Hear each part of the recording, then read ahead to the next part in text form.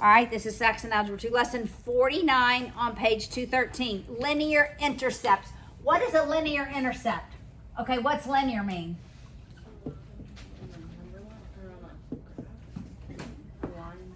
That means it's a line.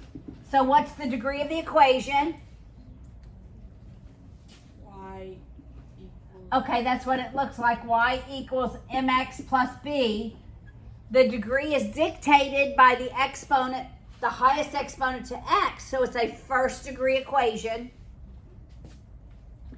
So the degree is 1.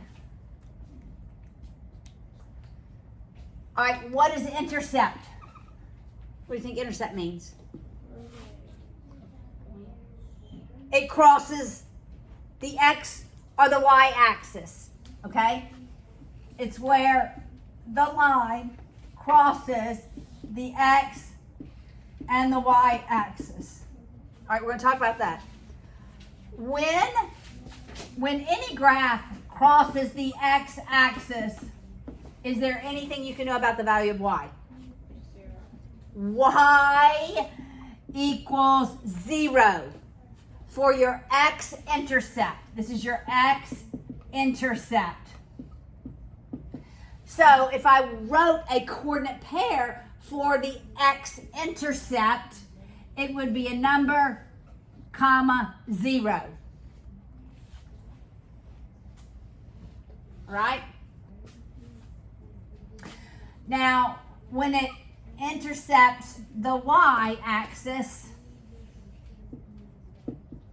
what do we know about x? 0. X is equal to 0.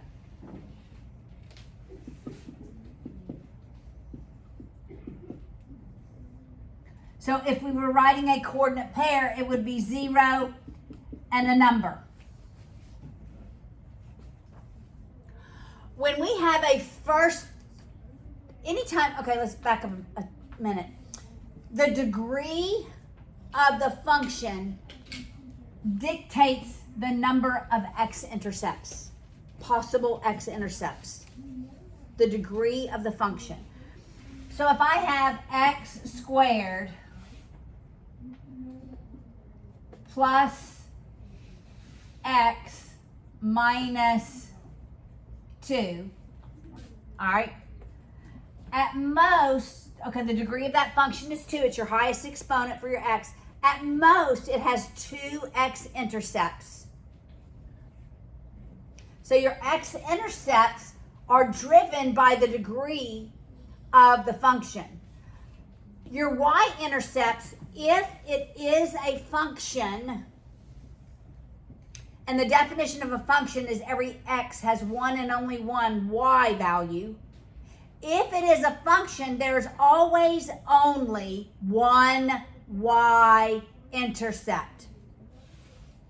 Always. Even if I have an x cubed, or an x to the 4th, or an x to the 5th, if it is a function, I can have 3 x-intercepts, but I'm going to have 1 y-intercept if it is a function. Y-intercepts are the easiest to find. So most of our equations are set equal to y. My y-intercepts are easy to find because I just make the value of x 0. So when x is 0 here, what's y? 0. It's always your constant. Your y-intercept is always your constant term. So if I have a linear function, like the example on the top, y equals, sort of the top of the lesson, bottom of the page 213, negative 2/3 x, negative 2/3 x plus 2, I can immediately know what the y-intercept is, because when x is 0, this entire term equals 0. So my y-intercept is 0, 2. is there a way to find the x-intercept? Here, we factor. We ask ourselves factors of -2 such that we add them and they equal +1. So it is x 1 and -2. No, 2 and -1. +2, x -1. So our x-intercepts are x equals -2 and +1. So we factor when it's an x squared to find our x-intercepts. But to find our y-intercept, it's the constant. For linear, we don't factor it. But we know that it will cross the x-axis when the value of y is 0. So set y equal to 0. And you can solve for your x-intercept. So 0 equals -2/3 x plus 2. I'm going to subtract the 2 on both sides. So I have -2 is -2/3 x. Now what do I do? Divide by -2/3. Multiply by the reciprocal. But we don't divide by fractions. We multiply by their reciprocals. Got it? So you're going to multiply by -3/2 on both sides. That eliminates the fraction. It's 3. And so, yes, it's +3. So your x-intercept is going to be at 3. Your y-intercept is going to be at 2. 2 points determine a line. You could graph a linear function from having your x-intercept and having your y-intercept. All right? Now, when is there not an x-intercept? Is there any equation you can think of that has no x-intercept? So it would look like y equals 2. Then you would have no x-intercept. When would we have no y-intercept? X equals a number. What is the slope for y equals 2? 0. 0. What is the slope for x equals 2? Undefined. Undefined.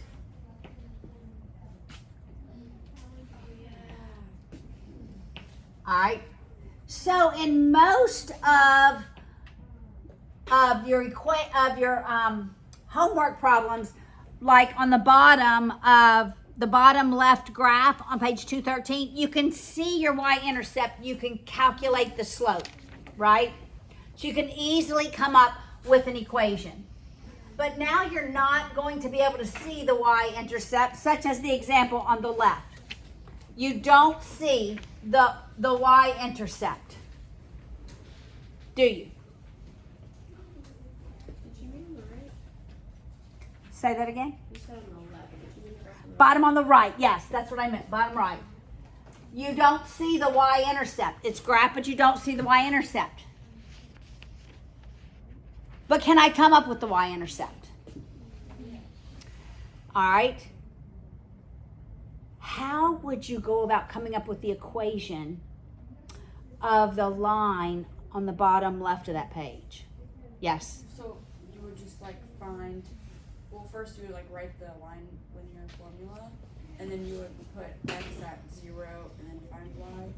You can do that. You can do that. So you could do this, y equals mx plus b. And then just, use the, And then, okay, let's try this way. Let's see if this is possible. All right, what is the slope? Is it positive or negative? negative. Okay, you can go from end to end. That's always the default.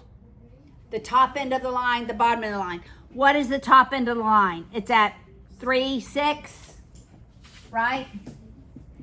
And the very bottom is at Negative 6, 5. 5, negative 6. Oh, that's when that.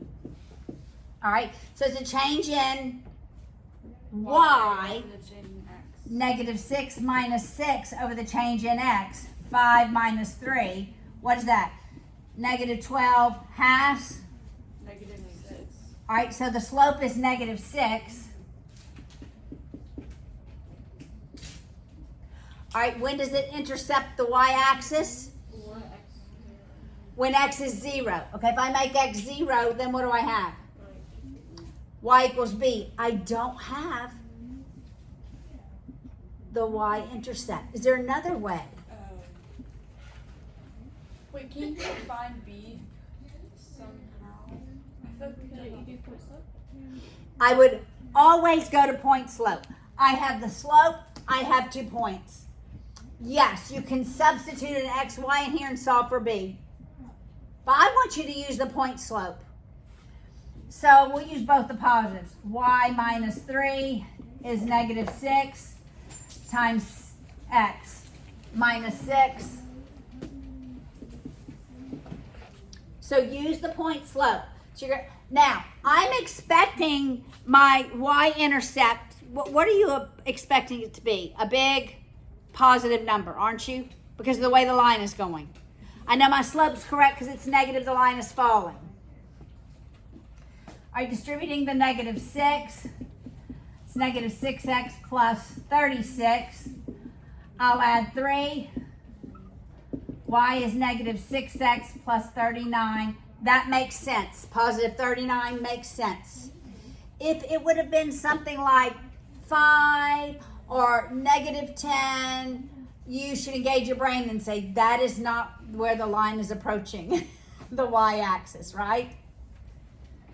Okay, so now you're going to be given lines, and the y-intercept is not going to be given. So you're going to have to calculate the slope,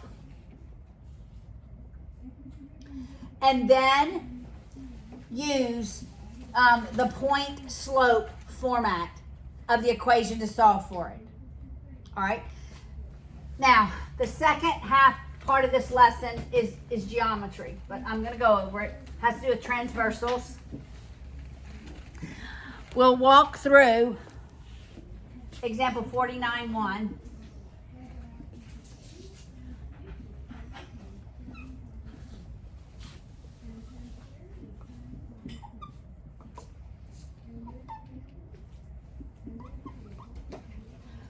All right, so since this is a review, Lydia, what would you solve for first? Probably z. Z, what is Z? Tell us how you're going to get it. 180 minus 1. There we go. It's 27. It is 27 degrees. All right, Lily, what would you solve for next?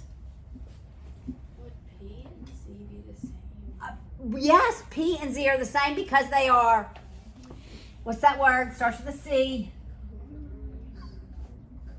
Corresponding angles. Remember, you can zigzag. Do y'all remember the little zigzag? Oh, yes. Those are all the same angle. All right. Now, Emma, A or B, which one you want to solve for? D. Okay, you want to solve for B. How are we going to solve for B? Sine of 27. That is correct. Now you have to do trig. The sine of 27 is B 7. over 7. How do I solve for it? Multiply both sides by 7. Multiply both sides by 7.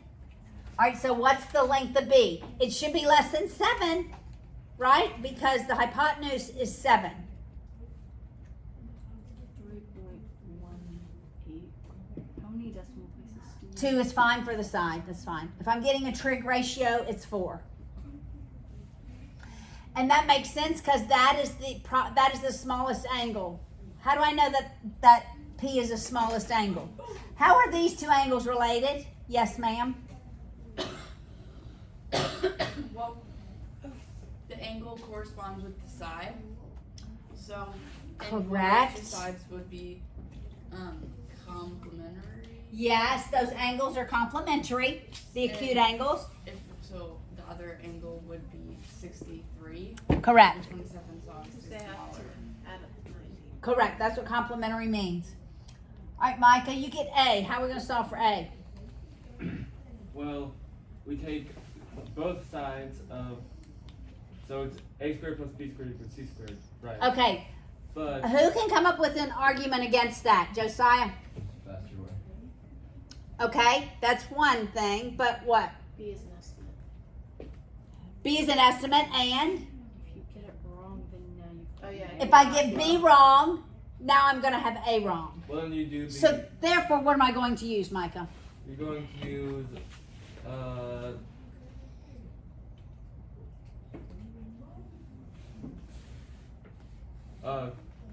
cosine.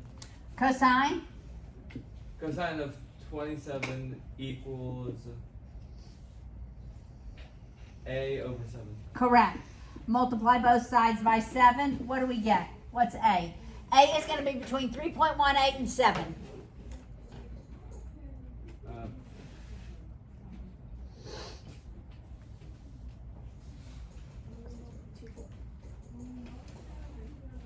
Equal to 6.28. Oh yeah, not 28. 24. 2, 4. There we go.